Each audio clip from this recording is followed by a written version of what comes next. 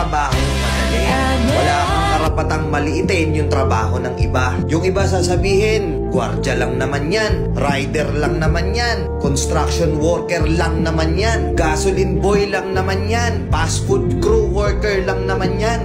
Pucha, nagkaroon lang tayo ng maganda-gandang klase ng trabaho. Akala na natin kung sino na tayong entitled sa mundong to. Pinamaliit natin yung mga taong mas mabababa yung sa atin. Pagkakaalam ko kasi, wala kang karapatang maliitin o matahin yung trabaho ng iba hanggat nagtatrabaho sila ng marangal. Walang trabahong madali. Lahat nagdadaan sa hirap. Lahat nagsasakripisyo.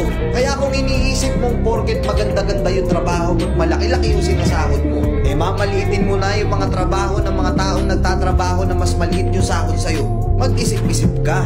Baka bawiin sa'yo yan. Baka biglang bumaliktad yung mundo at sila naman yung umangat. Kahit anong trabaho mo, magpakumbaba ka pa rin. Bilog ang mundo, hindi palagi nasa taas ka. Kaya hanggat maaari sa lahat ng oras, magpakumbaba ka. Diba?